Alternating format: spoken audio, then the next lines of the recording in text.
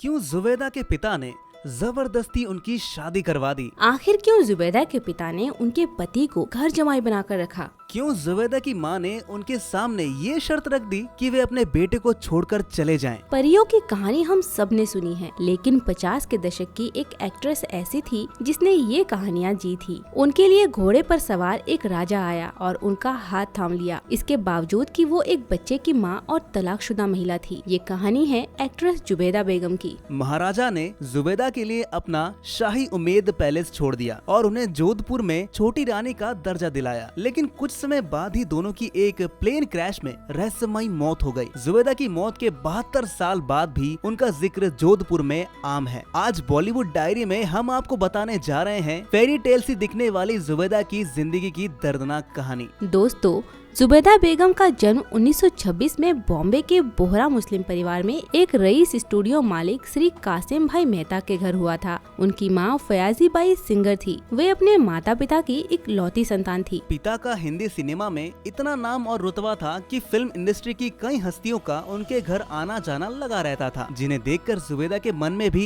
Actress बनने का सपना पनपने लगा। कासिम भाई के स्टूडियो में आए दिन कई बड़ी फिल्मों की शूटिंग हुआ करती थी। चुलबुली जुबैदा भी स्कूल से छुट्टी होने के बाद अक्सर स्टूडियो में वक्त बिताया करती थी। वहाँ वो डांस मास्टर से डांस सीखती और खुद एक्टिंग करने की कोशिश किया करती थी। जब दिन ढलता था तो पिता स्टूडियो के बाहर से ही हॉर्न बजाते थे और जुबैदा घर को निकल जाया करती थी। उस जमाने की एक फेमस एक्ट्रेस से भी पिता के संबंध थे। वो बेहद ग्लैमरस, बेबाक और ऊंचे ख्यालों की हुआ करती थी। जुबैदा उन्हें आंटी बुलाया करती थी। आंटी को देखते हुए जुबैदा ने भी हीरोइन बनने का पक्का मन बना लिया। एक दिन शूटिंग देखने पहुंची जुबैदा से एक डायरेक्टर ने फिल्म में हीरोइन बनने को कहा और वो झट से मान गई। पिता बेहद सख्त मिजाज के थे, तो जुबैदा ने उनसे परमिशन लेने के बजाय सीधे फिल्म की शूटिंग शुरू कर दी। आंटी भी जुबैदा के साथ उस शूटिंग में पहुंची थी। जुबैदा ने शूटिंग शुरू ही की थी कि पिता को भनक लग गई। बेटी को स्टूडियो में नाच गाना करते देख पिता पिस्तौल लेकर पहुंच गए और शूटिंग रुकवा दी। पिता ने जुबैदा और उसकी हीरोइन बनने की जिद पर काबू पाने के लिए उनकी शादी अपने एक पुराने दोस्त के बेटे से तय कर दी। जुबैदा ने शादी करने से इनकार कर दिया तो उनकी जबरदस्ती शादी करवाई गई। कराची से आए जुबैदा के पति के पास बॉम्बे में कोई काम नहीं था, तो पिता ने उन्हें घर जमाई बनाकर रखा। जुबैदा के बेटे के जन्म के कुछ दिनों बाद ही पति ने कराची लौटने की जिद पकड़ ली, लेकिन जुबैदा के पिता इसके खिलाफ थे। वे चाहते थे कि जुबैदा उनके साथ उन्हीं के घर पर रहे, लेकिन ससुर और पति इज्जत के खातिर रुकने के लिए राजी नहीं थे। कुछ समय बाद दोनों परिवारों की अनबन इतनी बढ़ गई कि जुबैदा के पिता ने जबरदस्ती उनका तलाक करवा दिया।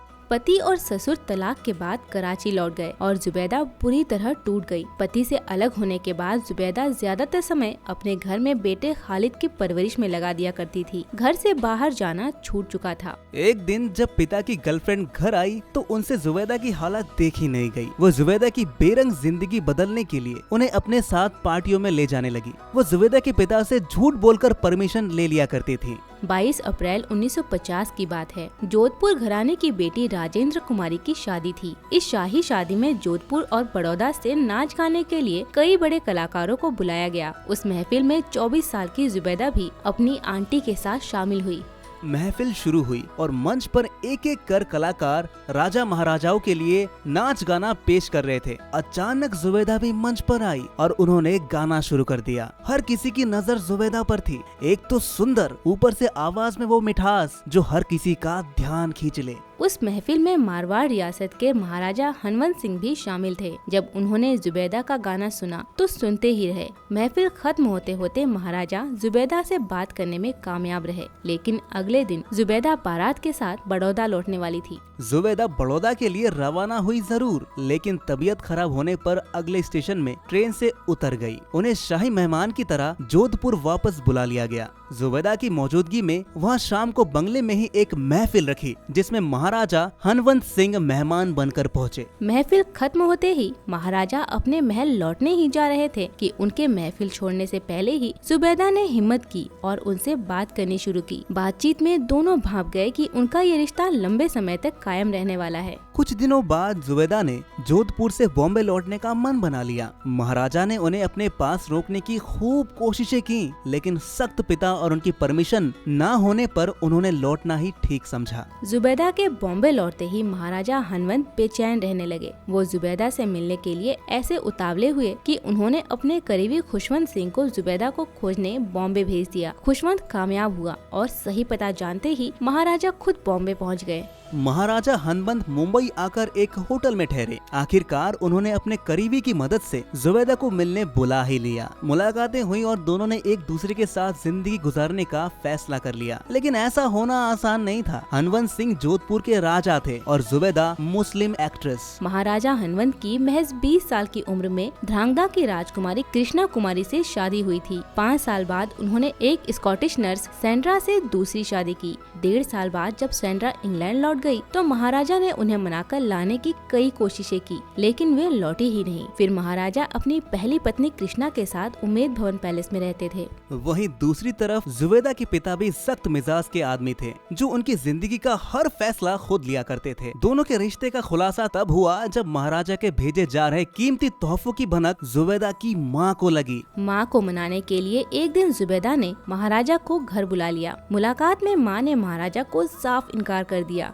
उन्होंने कह दिया कि हम मुस्लिम हैं और बेटी ना धर्म बदलेगी न दूसरी औरतों के साथ सौतन बनकर रहेगी। महाराजा ने उन्हें विश्वास दिलाया कि उनका प्यार कोई दिखावा नहीं है और वो ताउम्र जुबैदा का साथ निभाएंगे। माँ का मन बदला तो जरूर, लेकिन उन्होंने जुबैदा के सामने एक मुश्किल शर्त रख दी। शर्त ये थी कि अगर जुबैदा महाराजा से शादी करना चाहती है तो उन्हें अपने 2 साल के बेटे खालिद को छोड़कर जाना होगा। जुबैदा अड़ गई कि वो किसी भी हाल में अपने बेटे को नहीं छोड़ेंगी, लेकिन माँ ने कहा कि जुबैदा के शादी कर हिंदू बनने के बाद उनकी अपनी कोई संतान नहीं होगी। ऐसे में खालिद की परवरिश वो खुद करेंगी, जो उनका सहारा बनेगा। आखिरकार जुबैदा को माँ की शर्त माननी पड़ी। हालांकि पिता इन सब बातों से अनजान थे। एक दिन मौका पाते ही महाराजा हनवंत जुबैदा को अपने साथ जोधपुर ले गए। 23 साल की जुबैदा ने 17 दिसंबर 1950 को महाराजा हनवंत से शादी की और हिंदू धर्म अपना लिया। धर्म बदलने पर जुबैदा का नाम विद्या रानी रखा गया। जब महाराजा जुबैदा को लेकर जोधपुर के महल उम्मेद भवन गए तो शाही घराने ने एक मुस्लिम एक्ट्रेस को बहू के रूप में अपनाने से साफ इनकार कर दिया। ऐसे में महाराजा ने उन्हें मेहरानगढ़ के किले में रखा।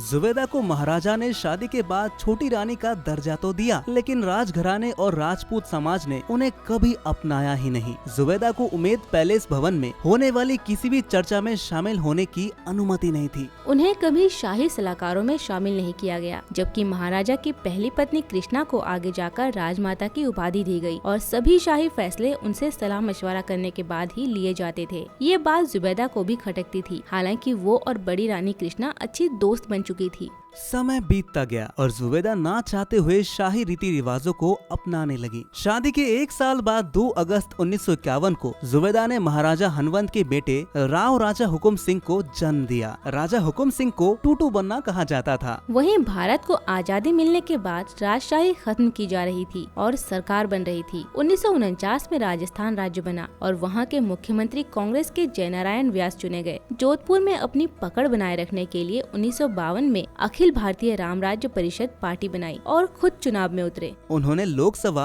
और विधानसभा चुनाव में पूरे मारवाड़ से अपने कैंडिडेट्स खड़े किए और लगभग सभी सीटों पर कांग्रेस के खिलाफ जीत हासिल की। चुनाव जीतने के लिए महाराजा ज्यादातर समय अपनी पहली पत्नी कृष्णा के साथ चुनावी प्रचार प्रसार करते हुए बिताते थे। ऐसे में जुबैदा और उनके बीच दूरियां बढ़ने लगी। जुबैदा को चुनावी मामलों से दूर रखा जाता था, क्योंकि मुस्लिम जुबैदा के चलते उनके राजपुताना वोटर कम हो सकते थे। इन सब दायरों ने जुबैदा को अकेलेपन में ढकेल दिया। वहीं 26 जनवरी 1952 का दिन था। चुनाव के नतीजे आने में बस कुछ ही दिन बचे थे। हनवंत सिंह महारानी कृष्णा के साथ हरवड़ी में एक शहर के लिए रवाना होने वाले थे कि जुबैदा ने उनके साथ जाने की जिद पकड़ ली। महाराजा समझाते रहे कि उनका साथ जाना ठीक नहीं होगा, लेकिन जुबैदा नहीं मानी और एयरक्राफ्ट की सीट पर जाकर बैठ गई। उस एयरक्राफ्ट में सिर्फ 2 ही सीटें थी। ऐसे में कृष्णा कुमारी को जोधपुर में ही रुकना पड़ा। उड़ान भरने के कुछ समय बाद ही सुमेरपुर के पास प्लेन क्रैश हुआ, जिसमें 26 साल की जुबैदा और 28 साल के महाराजा हनवंत सिंह की मौत हो गई। कई लोगों ने महाराजा की मौत के लिए जुबैदा की जिद को जिम्मेदार ठहराया। वहीं कुछ लोगों का मानना था कि महाराजा महज 4 घंटे की नींद लेकर प्लेन उड़ा रहे थे, जिससे हादसा हुआ। कुछ लोगों का ये भी मानना था कि महाराजा को चुनाव में जीतते देख ऑपोजिशन ने उनकी मौत की साजिश रची। जुबैदा की मौत के समय उनका बेटा टुट्टू बन्ना महज 4 महीने का था, जिसकी परवरिश राजमाता कृष्णा कुमारी ने की। टुट्टू बन्ना की शादी अलवर के राव राजा दलजीत सिंह की बेटी राव रानी राजेश्वरी कुमारी राठौड़ से हुई। उनका एक बेटा और एक बेटी हुई। वहीं 17 अप्रैल 1981 को टुट्टू बन्ना का सिर कटा शरीर जोधपुर की सड़क पर मिला। उन्हें उन्हीं की तलवार से मारा गया था और शरीर पर 20 गहरे जख्म थे। उनकी हत्या आज भी एक अनसुलझी गुत्थी है। वहीं आज भी जोधपुर के लोकल लोगों का मानना है कि जुबैदा की आत्मा उमेद भवन पैलेस और रॉयल फैमिली के स्कूल में भटकती है। स्कूल के कई कमरे बड़े बड़े तालों और तंत्र मंत्र से बंद कर दिए गए हैं। वहाँ के लोग बताते हैं कि ऐसा उनकी आत्मा को कैद करने के लिए किया गया है। तो दोस्तों, अगर आपको जुबैदा बेगम की ये कहानी पसंद आई हो तो वीडियो पर लाइक और कमेंट करना ना भूलें और इसी तरह अपने पसंदीदा सितारों के बारे में जानने के लिए हमारे चैनल बॉलीवुड डायरी को सब्सक्राइब जरूर करें।